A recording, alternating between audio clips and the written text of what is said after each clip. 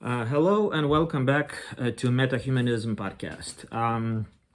Today we will be looking at the historical philosophical movement called anti-psychiatry, its influences and consequences, and the subsequently emerging critical current within psychiatry itself.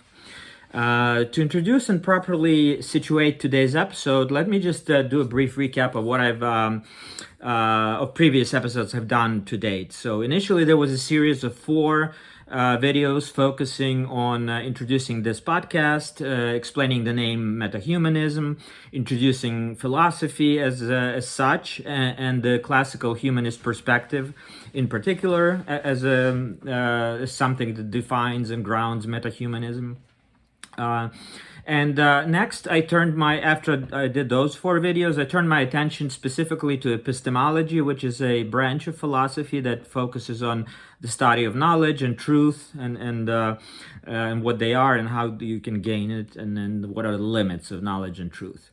I did 2 episodes so far on epistemology before pivoting and doing 2 more videos specifically focusing on the current events and their historical background, namely the Russian war against Ukraine and the post-truth propaganda that has been spread for 11 years now, really, and historical myths about imperialist myths that Russia has spread and continues to spread to this day.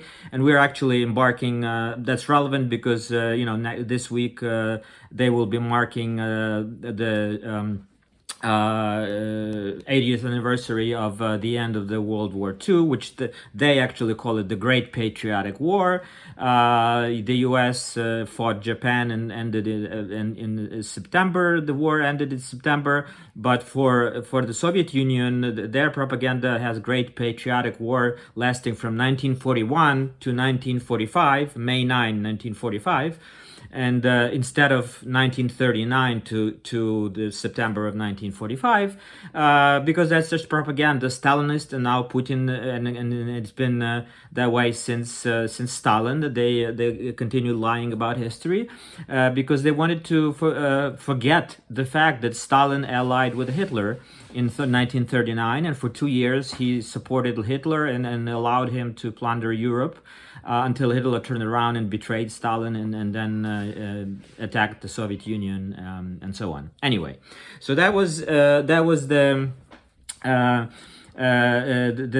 was my last video was about that, last 2 videos, and now that was kind of my humble contribution to the larger struggle of defending truth and democracy and providing accurate information about the history of the Russian-Ukrainian relations in the past few centuries and the origins of the current conflict, the war.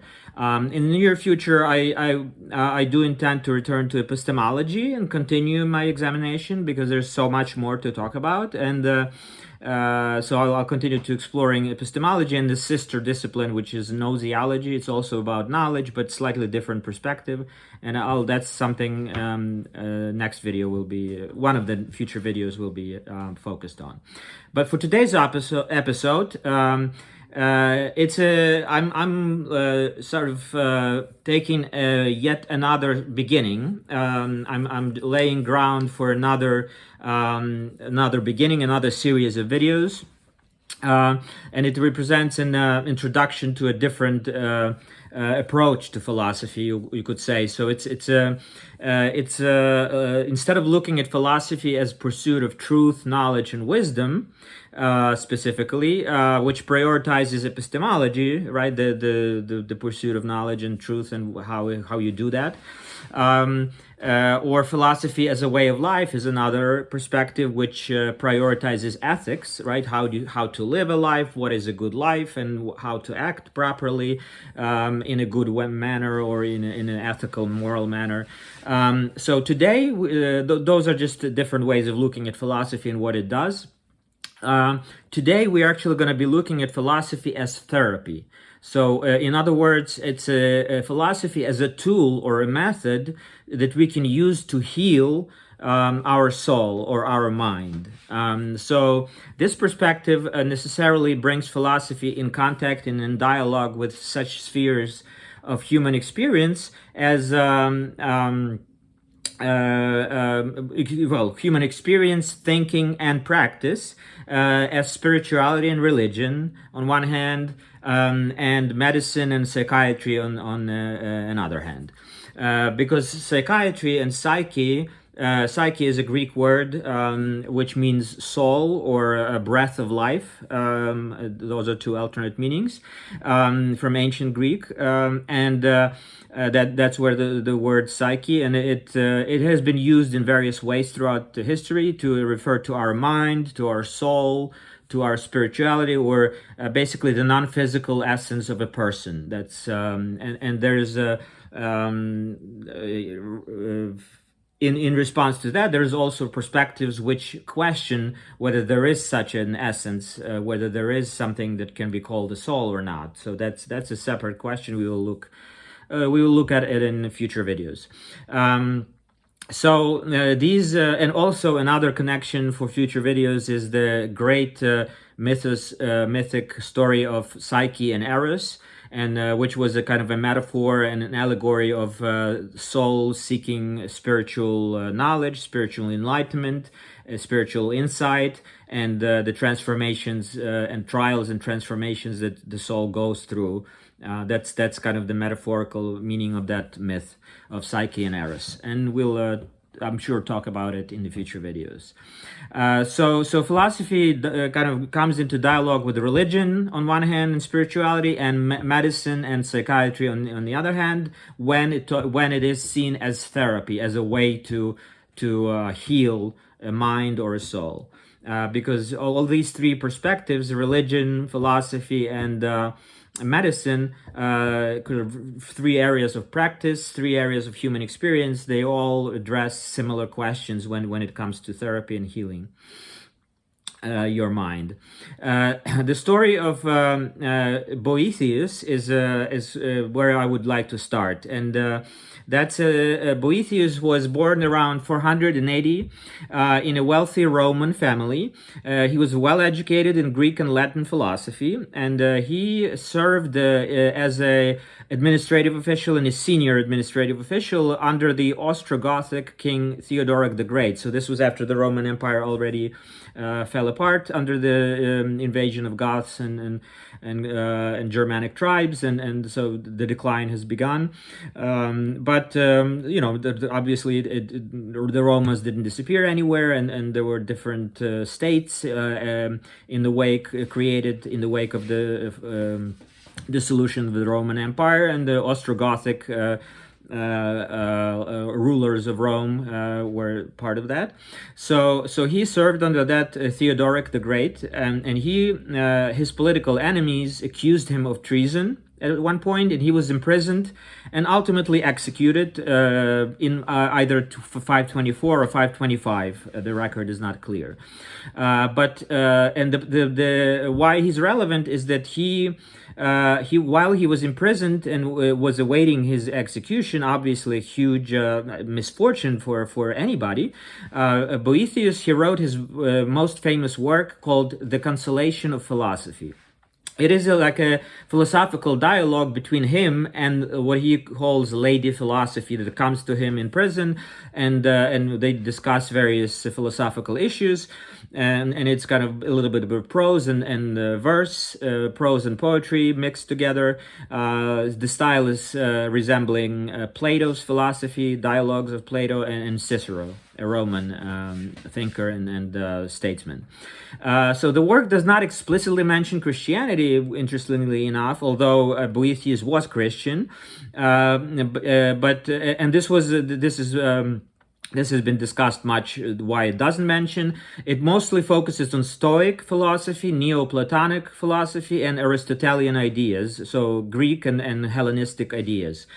and basically uses those ideas and philosophies to grapple with fate, fortune, misfortune, suffering, and the nature of what true happiness is.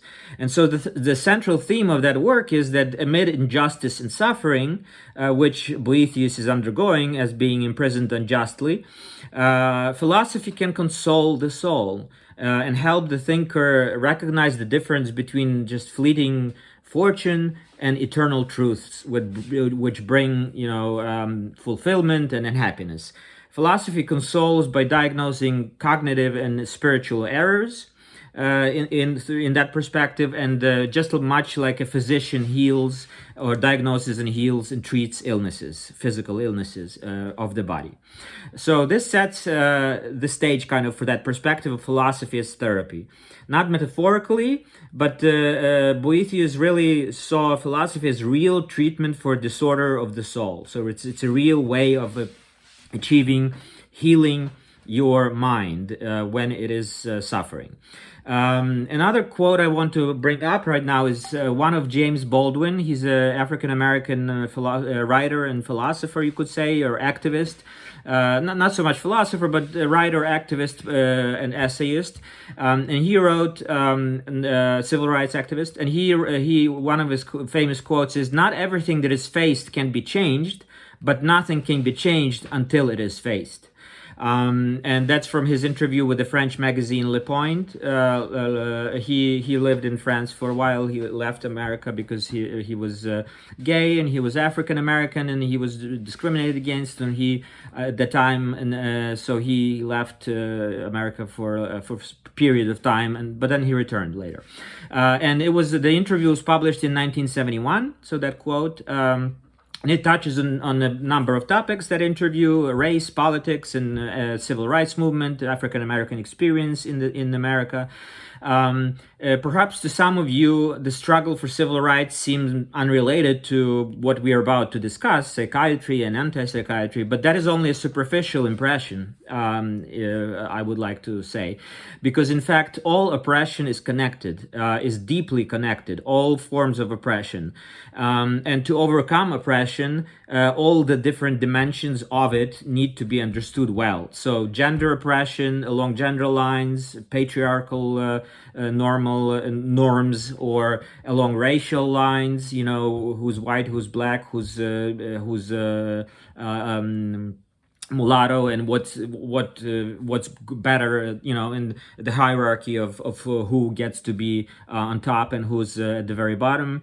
The class based or socioeconomic oppression, and all other forms of oppression, all of them are interconnected and intersect. So they're all important to understand, because if you address one side of oppression, the other side may step in, and your efforts will be in vain. So that's part of the post-colonial perspective as well, which is part of this channel and podcast. So it will always inform anything I talk about.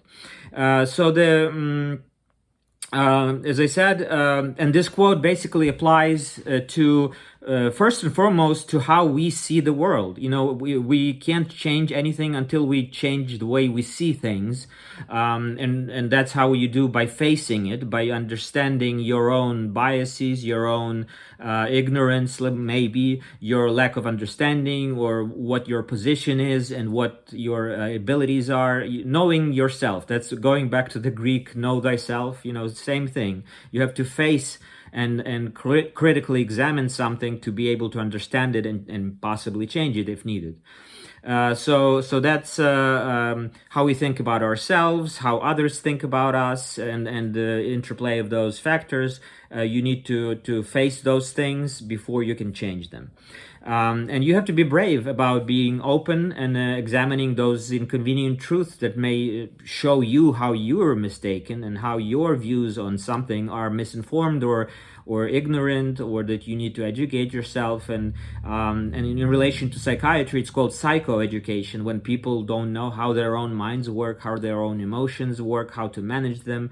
You need psychoeducation. That's the term, like a professional term for that kind of educating people about how their minds work.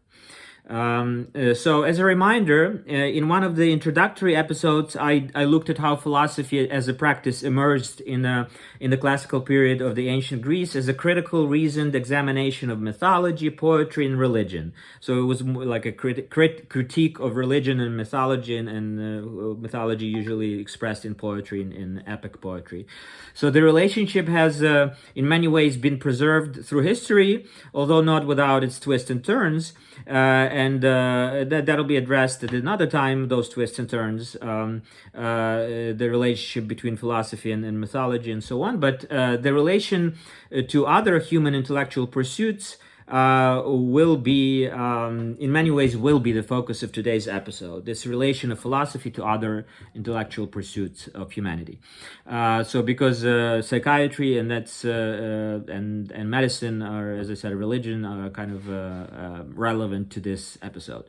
And as I also briefly mentioned in my previous episodes, I discussed something with a friend of mine who subscribes to my channel, and anti-psychiatry came up during that discussion, and my friend became interested and asked me to do an episode about this anti-psychiatry movement to learn more. So that's why I was planning to do so at some point, but because of her request, I am doing that today, and I moved it up as a priority, and that's my point, is to have this channel and to respond to requests from my viewers, and this is one example of that. So now, the very name anti-psychiatry already implies that we will be challenging. So again, following on the philosophy and facing certain things, we will be facing this, what psychiatry is. We'll be challenging some of the deepest assumptions that we may have as just even lay people about the definitions and meaning of psychiatry, mental health, mental disorder, psychotherapy, healing, and the mind itself. So these are not easy subjects and topics. They are very deep and go to the center of who we are as people. So it will take time to try to understand in a way that it makes sense and is systematic. So just as there is, for example, atheism, which opposes theism, and theism, and opposes, one could argue, all kind of religious views as such, not just theism. But theism is basically a perspective that where people believe that there is a supernatural deity, right, or a god, or many gods, maybe, if it's polytheism. So atheism opposes all of those views. They say no gods, nothing supernatural. That's all tall tales. There is nothing like a god. They deny that the god or gods exist at all. Okay, so that's deny all belief in deities or supernatural beings as ridiculous and absurd. Okay, so that's atheism. So there are also currents of thought that may be described as anti-philosophy, and that's also something for future episodes. We don't have time to go into it, but there are perspectives which deny the need for philosophy altogether, that say philosophy is not necessary, it's just a useless thing at this point. There are perspectives like that, not very many, but there are some, and we will discuss. And it's a fascinating question to explore, actually, because it explores the limits of philosophy and what philosophy is for, actually, and so on.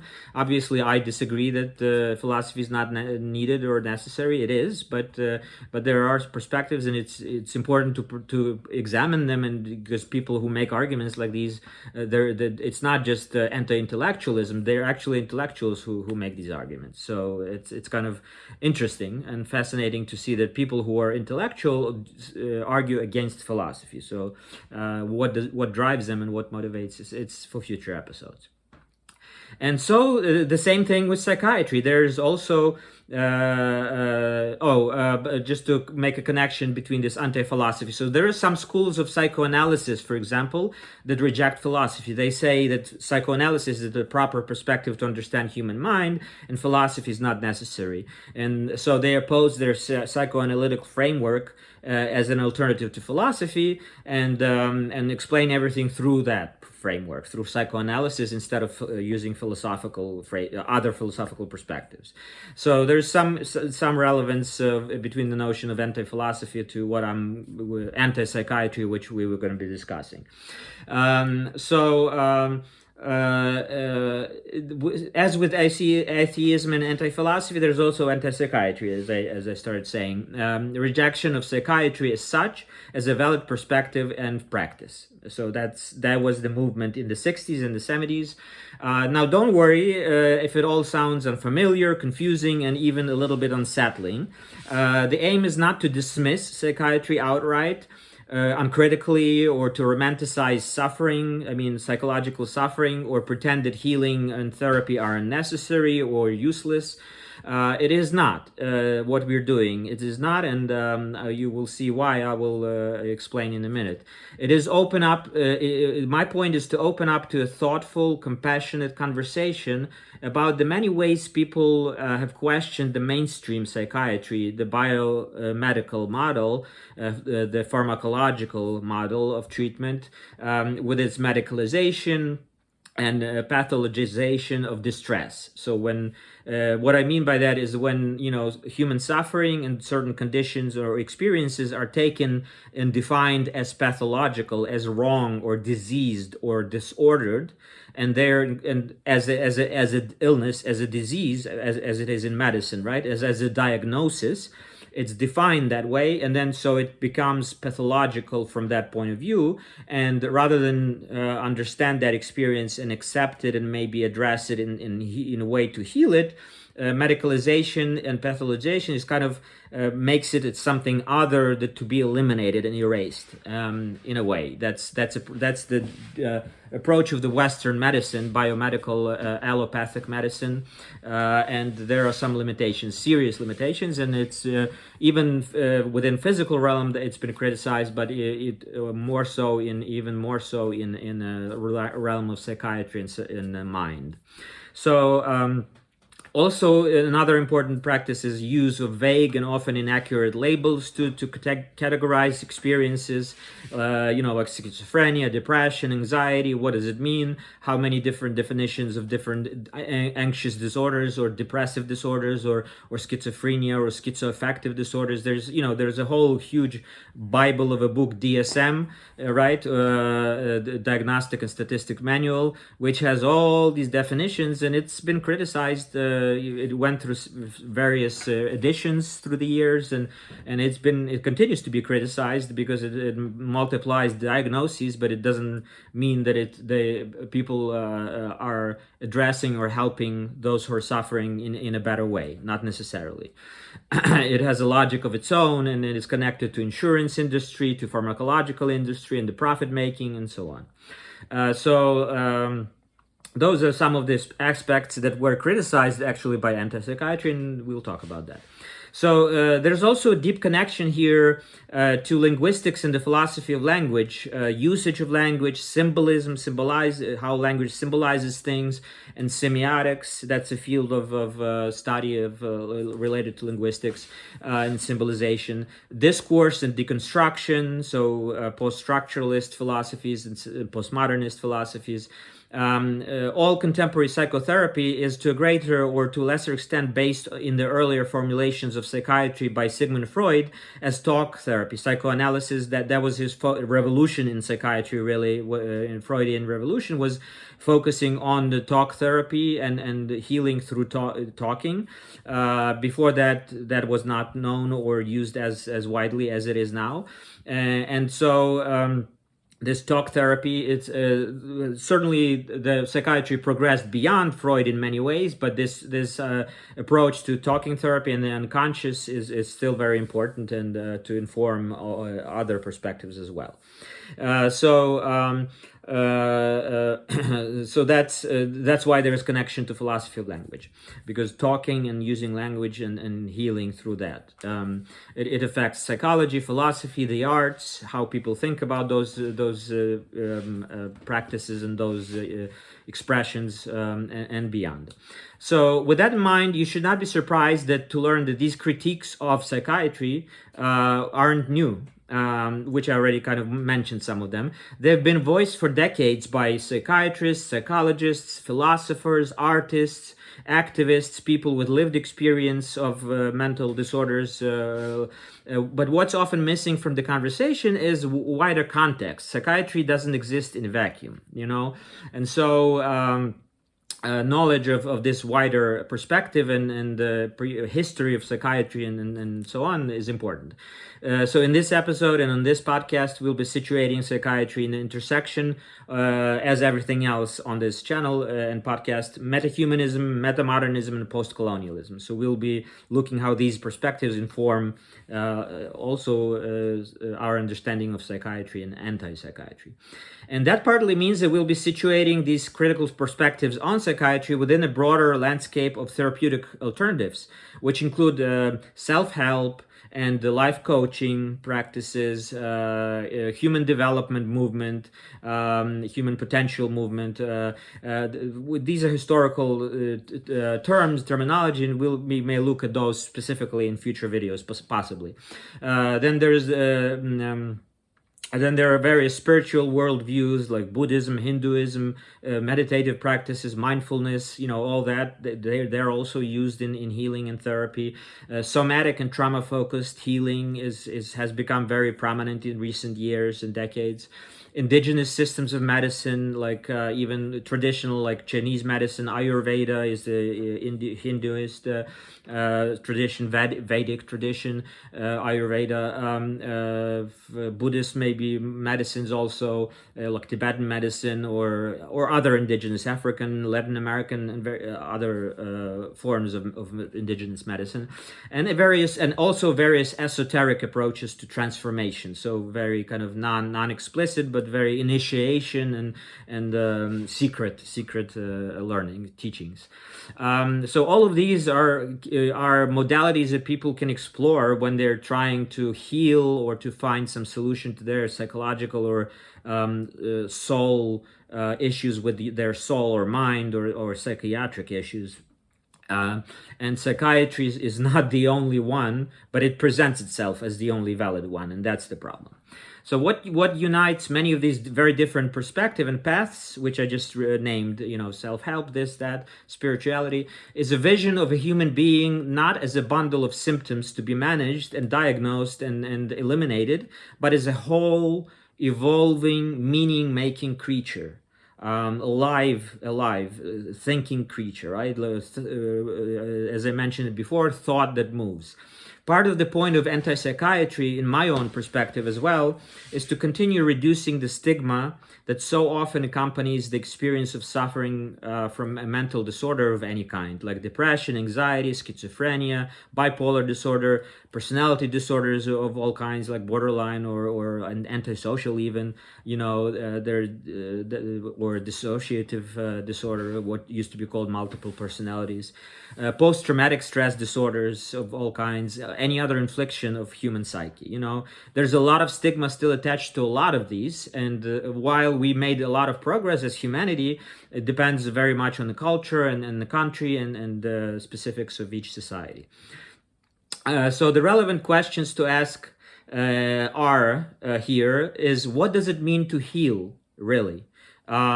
Healing is basically related to the notion of making whole, right? So your Ukrainian word zcilenia for healing is basically that's what it means. It means making whole. It's like to make tile is whole, and so zcilenia is to put together something that fell apart, which as a mental disorder seen as psyche falling apart in some way and not functioning as a health in a healthful way. So it's not about fixing something. It's not a mechanism to fix. It's something that has to be put together and made whole.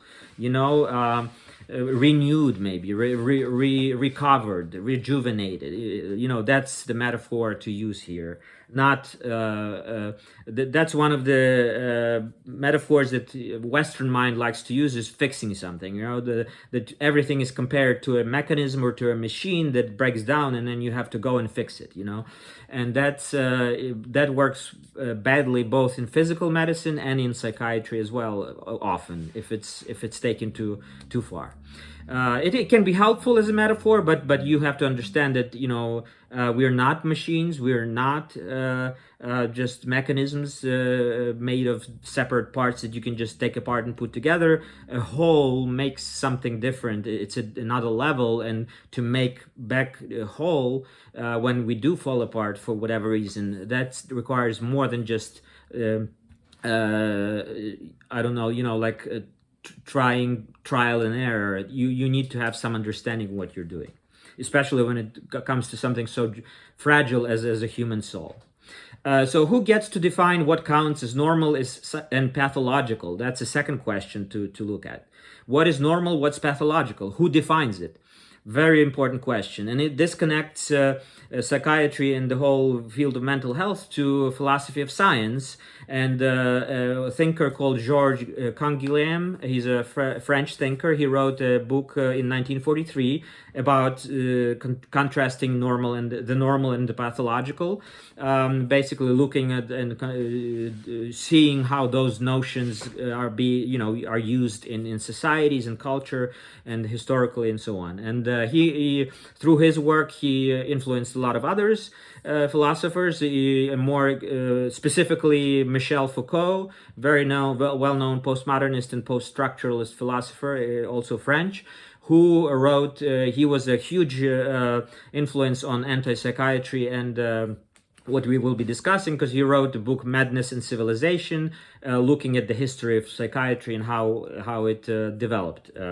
So it's like he call it the genealogy of psychiatric institutions and asylums and so on, where they came from, how they practices and how they changed over time. Starting around, he started looking. He actually was a huge long period he studied, but specifically looking at 17th, 18th century, most explicitly when the asylums started to be introduced and so on, and how that changed through the until to this day. So he was an influential thinker. And then the third question, major question you to ask here also: what kinds of knowledge? Scientific, experiential, spiritual knowledge. What kinds of knowledge are we willing to take seriously? So this connects to epistemology, as you can see. So although this is a new series, a new beginning looking at psychiatry, there are connections everywhere. So because it is important to know, like, what do you define as knowledge? And we looked at some forms of knowledge in one of my previous videos. You can go back and watch those. One of that video that went through different types of knowledge, and to try to connect it to what I'm discussing here, if you want to refresh your memory or if you haven't seen it yet. So that basically you see there's connection to philosophy in general and epistemology more specifically. So whether you've never questioned psychiatry as practice before, whether it's not problematic for you, you didn't have to deal with it ever, you just know it exists and that's fine for you, or you have been on your own path of alternate healing, or you had your experience with psychiatry or psychotherapy in some way, and whether you liked it or not, or whether it worked for you or not. So regardless of what your particular perspective is, this episode invites you to look at this and from a pluralistic, curious and open-minded, open-ended exploration, without biases and predetermined judgments. That's important, because that's how you gain greater understanding and expand your horizons. Don't let your prejudices speak louder than your mind, so to speak. So there's no dogma. I already said in the beginning, my very first introductory, that no dogmas are respected on this. Philosophy is not about dogmas. So it's just an invitation to think more freely about the self, the suffering, and what it means to be whole. So one of the concerns that has motivated various critiques of psychiatry, which we will examine, was connected to the question of creativity and intuitive insight, For example, the philosopher and psychologist William James, the American one, a pragmatist philosopher, wrote a study called Varieties of Religious Experiences, and in which he examined, among other things, he examined the connection and relation between religious experiences of various kinds and certain psychological conditions, mental disorders. So like psychotic disorders and spiritual insight or revelation are remarkably similar in how they are experienced by people. That doesn't mean they're the same necessarily, but there's a lot of intersection that, somebody, you can say he's mad or he's a prophet, and where does the line go? Or he's a poet and he's mad, are you a poet and that's why you see things differently and express it differently, or you're just mad and you're not? There is a difference, and usually the line goes is that people who are mad usually don't make much sense. They are not able to produce speech or write legibly, connect ideas and symbolize. Madness usually breaks down those processes in your mind, and poets who have some kind of spiritual or artistic insight are able to do so. So that's one of the biggest differences. To communicate what you're seeing in your mind or what you're experiencing, that makes you an artist or a poet or a prophet. But if you're not, if it just breaks down, if your mind just breaks down and you're not able to communicate, that usually that's usually how madness is experienced, or madness or psychosis or disorder. And that's where the line ultimately lies. So through the years, much better understanding has been gained about these connections between genius, whether it's artistic, scientific, religious, or any kind of genius, and certain mental disorders. For example, it's well known. Like one author is Kay Redfield Jamieson, and I'll include links. She wrote about manic bipolar disorders, and she researched and wrote about history of creative individuals throughout history. You can think of like Vincent van Gogh cutting his ear off, or like Jackson Pollock, who's an abstract expressionist painter. He had a bipolar disorder. This is known. There's a movie about it even. And there are a lot of examples. Kurt Vonnegut, for example, suffered from depression. His son also suffered from mental disorder. He even wrote essays about it called Fate's Worse Than Death. To kind of describe, that's pretty strong statement of what it means to have a mental disorder, is that it's like it's worse than death. You can feel worse than death when you're experiencing it, or somebody you love experiences it. So his Andrew Solomon is another writer who suffered from depression. He very well eloquent, and he wrote a couple of books about his experience. William Styrone is a writer known. He wrote a book called Darkness Visible about depression, and so on. There are a lot. So this kind of mental anguish has always been connected to artistic production, and to whether it's bipolar or just depression or anxiety or other ways of conceptualizing these anguish of the soul or of the mind. It often is connected to creativity and then creative production. So the importance is not to pathologize all of that, and to know how to distinguish between where there's a real disorder and real help, and where's how to accept all of that as part of human experience, and not impose rigid categories and labels and diagnoses which are misleading or inaccurate.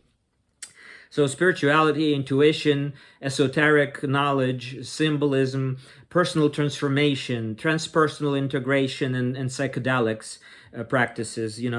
People do LSD or mushrooms or whatever. People use that to expand their consciousness. You have to be very careful because it can destroy your mind. But people do it. It's their own choice. Embodied trauma and perspective, or trauma-focused perspective, which until recently was unknown very well, and now it's very important and has been shown to be very effective in healing, approaching through your body and through your traumatic experiences.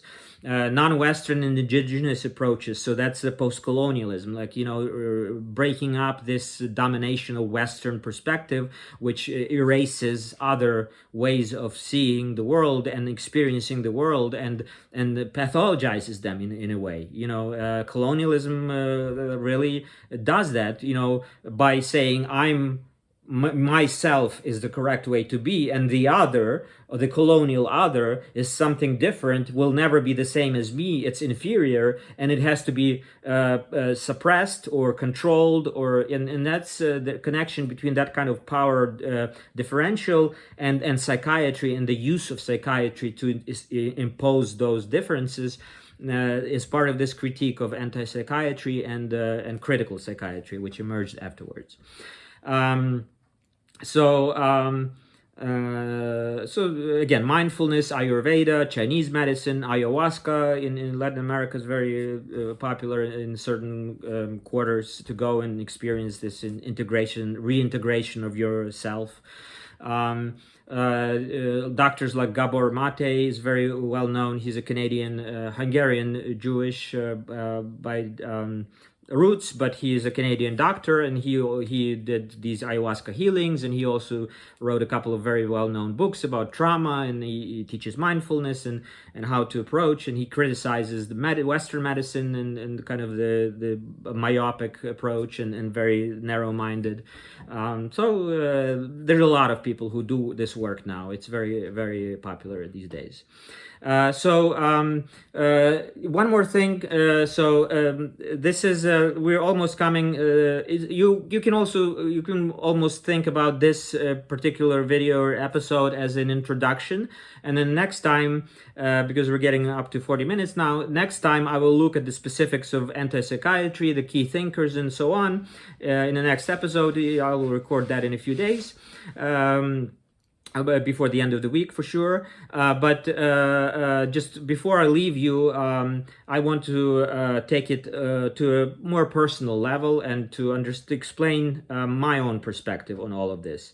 In the spirit of full disclosure, my interest in this and experience with this topic is at least, I would say, threefold. It's personal, educational, and philosophical, right? So personal is that I suffer from depression, and I've struggled with depression throughout my life since I was about 19 years old. So for 2 decades now, more or less, over 2 decades. And it's caused me a lot of pain, anguish, misunderstanding, and I won't go into all of the details, but I have my personal experience, so I know what I'm talking about from that point of view. Second is education. I have a master's in social work, so I did get a very good, I went to Temple University in Philadelphia, and they have a very good program in social work, and I got a very good theoretical and also some practical grounding into various theories and various ways of treating and approaching people, and understanding the biopsychosocial understanding, so that there are biological factors, psychological factors, and social factors which affect our well-being, and they all have to be considered. You can't just focus on the biology like the Western medicine tends to do, and ignore the social and the psychological aspects of it, because then you're not looking at the whole picture. So, and the third is philosophical. For this channel, as a philosophy, exploring these ideas and just how our mind works, how we use our minds, and how to heal. It's an existential interest of mine as a human being, a philosophical interest. So those are the three aspects. And I also have to share that my elder brother, 5 years elder than me, he also suffered from depression, and unfortunately he succumbed to the stigma against mental illness. He refused to seek help. He did not go see therapy or psychiatrist, and ultimately he took his own life in 2001. Needless to say, this experience has profoundly shaped my life and who I am today. I started having my experience with depression before this happened, but it obviously interacted and exacerbated my own experience.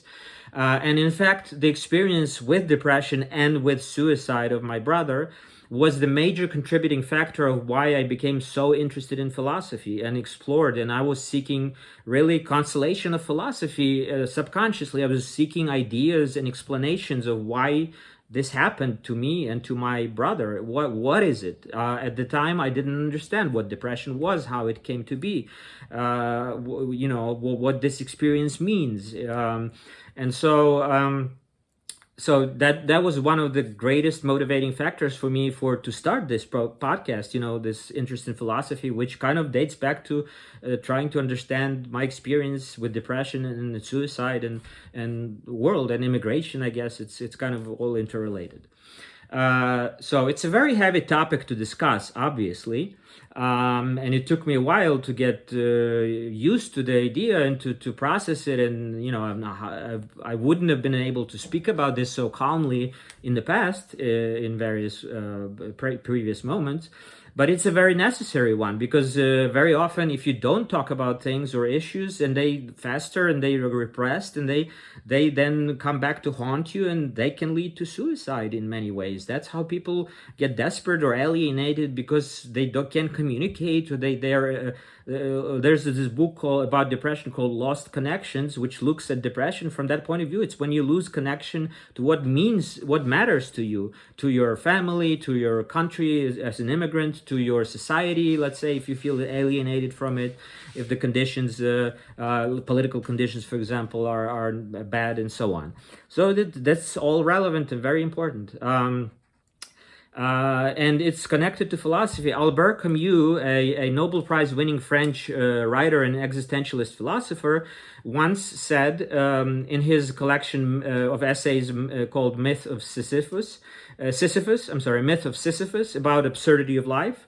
Sisyphus is another Greek myth about a man pushing a stone up the hill, and it constantly rolling back, and he has to go and push it back up, and then it rolls back, and it's just constant, never-ending sort of absurdity of existence. And so he wrote that looking at a post-war kind of existentialist point of view at absurdity of life, and he said that suicide is the only philosophical question that needs answering. That's how he introduced his collection of essays. And so he saw it as a response to the absurdity of life, is to commit suicide, but he actually advocated for revolt, or the rebellion, personal rebellion against absurdity, not for suicide. He didn't approve of saying, you should just take your own life and forget about life. No, he said you should revolt against the absurdity and live in spite of it. In other words, this takes us back to Shakespeare, in the Hamlet. To be or not to be, that is the question. That's it really is a philosophical question, and the very basic one is to live, or how to live, and it connects deeply.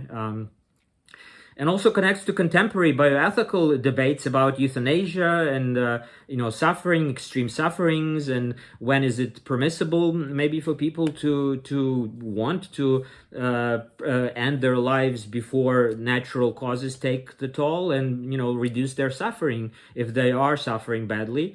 These debates are continuing, and they're valid debates, and they're different positions, and we can discuss that in the future.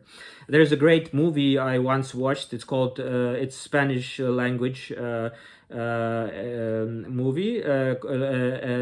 I think either El Mar Adentro. I think it was El Mar Adentro, the sea inside. It's about the quadriplegic. Javier Bardem plays in it. It's about a quadriplegic man who wants to do euthanasia, and his friends sort of the way they do. I think it's actually a real story about a man who to prevent any of his friends of getting prosecuted for killing him, helping him to commit suicide. How he goes around to make sure nobody gets in trouble, and he gets what he wants, is to because he knows he will never recover, and he will always be paralyzed. He can't even move anything. He can talk, but he can't move anything because he's quadriplegic. He broke his neck diving. And so that was an excellent, well done, very sensitive, very excellent film. I recommend it.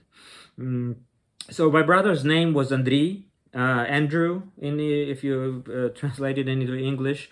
Andrei, he was, so now as a sociologist, I believe very firmly in the so-called sociological imagination. This was actually a book written by American sociologist C. Wright Mills in the 1950s. And basically it means that we all live in the intersection of biography and history. So at the intersection of personal problems and social issues. That's where sociological imagination meets.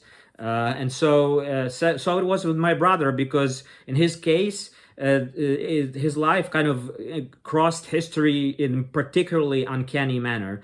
He left the Soviet. He was born in Soviet Ukraine, just as I was, but he left the Soviet Union for a year-long abroad study in the United States in 1991. In August 1991, his plane was leaving the St. Petersburg. At that time, it was still Leningrad. His plane left Leningrad to go to United States, and immediately within, I don't know, maybe minutes after his plane took off, all the airports were closed, and the coup against Gorbachev, the 3-day coup that the hardliners in the Soviet Union tried to overthrow the government, started. So he barely got away. And him and other people, in the program, other Ukrainian students in the program there as well. There was a whole group. And so he went to the United States, and then he stayed, and it's a long story. But basically, that was one huge intersection of biography and history. You can't make it up. It just happened that way. Ukraine proclaimed independence 3 days later. And so he literally left Soviet Ukraine, and he never lived in independent Ukraine. He came to the United States, went to school here, went to college, and he never really came back to Ukraine. And then eventually he also took his life while living here. And it's connected to his experience as an immigrant and other things, and stigma of depression and other issues. But I won't go into all the details. That's too personal. And his life ended on July of 2001. Another intersection of biography and history that year, because less than 2 months before the terrorists attacked the World Trade Center on 9/11. I came in the USA in 98. I still managed to, I still remember going up to the top of World Trade Center, visiting it between 98 and 2001.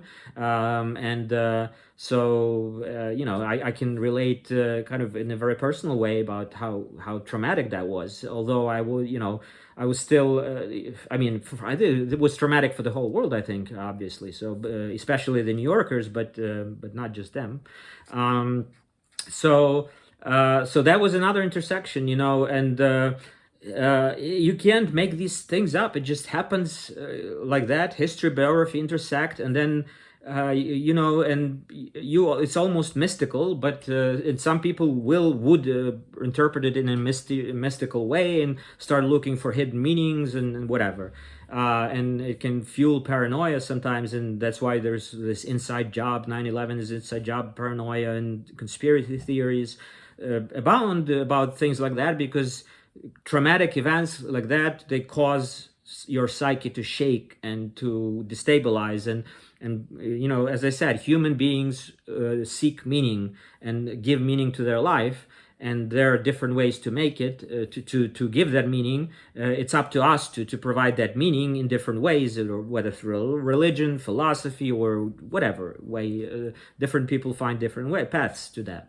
But certainly traumatic events are always are defining for people. And that's just when the JFK was killed, or when the Soviet Union fell apart, things like that.